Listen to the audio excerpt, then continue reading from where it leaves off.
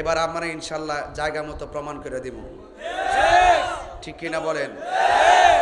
আপনারা এক থাকবেন, চকলেট আর চা বিস্কিট খেয়ে কাহারও দলের দালালি করবেন না, মনে থাকবে?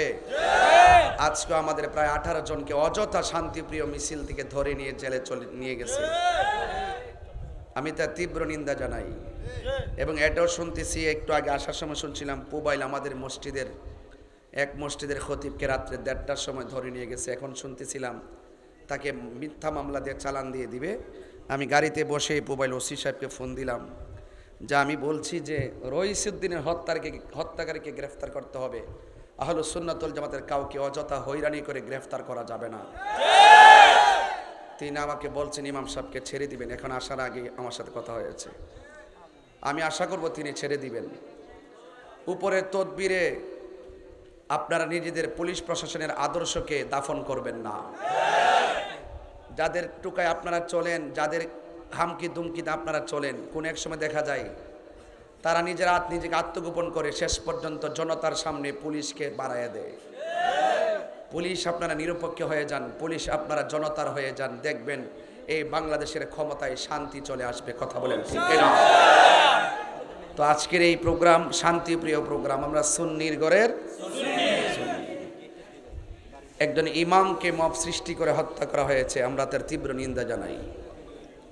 প্রশাসন যদি প্রথম থেকে মামলা নিয়ে নিত তাহলে আমরা কখনো রাজপথে নামতাম না।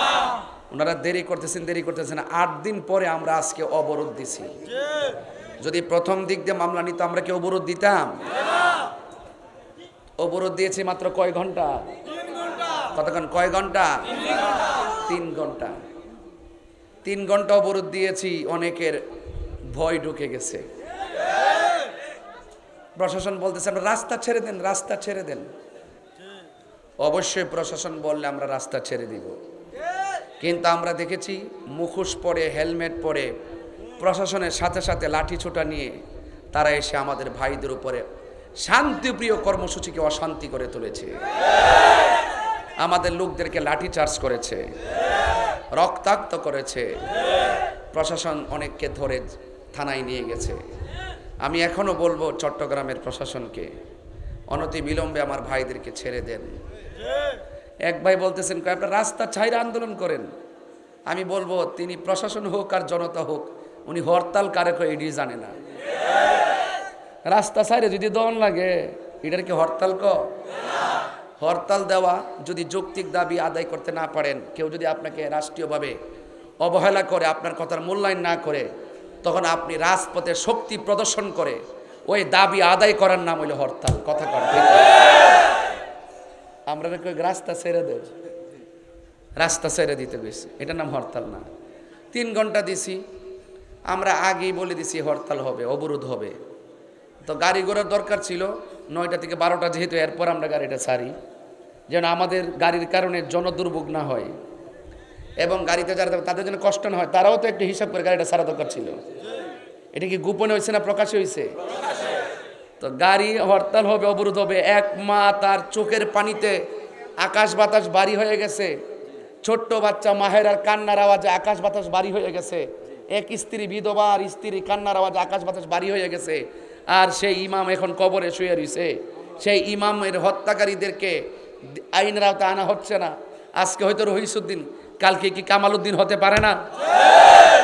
সে যদি একটা লোকের 1000 অন্যায় করলো তো বিচার বহির্ভূত হত্যাকাণ্ড, এটা ইসলামও জায়েজ নাই, রাষ্ট্রীয় আইনও জায়েজ নাই। কথা কোন ঠিক কিনা? আর আমার রহিসুদ্দিনকে সম্পূর্ণ মিথ্যা অপবাদ দিয়ে হত্যা করা হয়েছে। কথা কোন ঠিক কিনা? তো আইন হাতে তুলে আপনি মেরে ফেলবেন, এটা কি কোনো রাষ্ট্রের ব্যবস্থা হতে পারে? এই জন্য আমরা দাবি জানাইছি রাস্তা ছাইরা আপনারা আন্দোলন করেন। 3 ঘন্টা আন্দোলন করার পরে 3 ঘন্টা তো ছাড়িয়ে দিলাম। আমরার উপরে দরকার আছে ফাল দায়া লাঠি চার্জ করার। এরপরে যারা আমি মাঝখান দিয়ে ঢুকছে, আমি মনে করব তারা এখনো মানুষ হতে পারে নাই। আমি সেদিন চট্টগ্রাম বলছি, একটা খামচি দিছি আপনার শরীরে, আপনার ব্যথা লাগছে, আপনি মানুষ। আরেকজনের ব্যথা পাইছে, যদি আপনার গায়ে না লাগে তাহলে আপনি অমানুষ। মানুষের দুঃখে দুঃখী হতে হয়। আজকে যারা লাঠি নিয়ে নামছো, কোন কারণে নামছো? আমরা কি রাজনীতি কোনো দলের এজেন্ডা বাস্তবায়ন করতে নামছিলাম? সারা জীবন রাজনীতিবিদদের লঙ্গির তলে থাকা চা কফি খাইছো, লাস্টে এসে আমরা সুন্নিদেরকে রাজনীতির ট্যাগ দাও।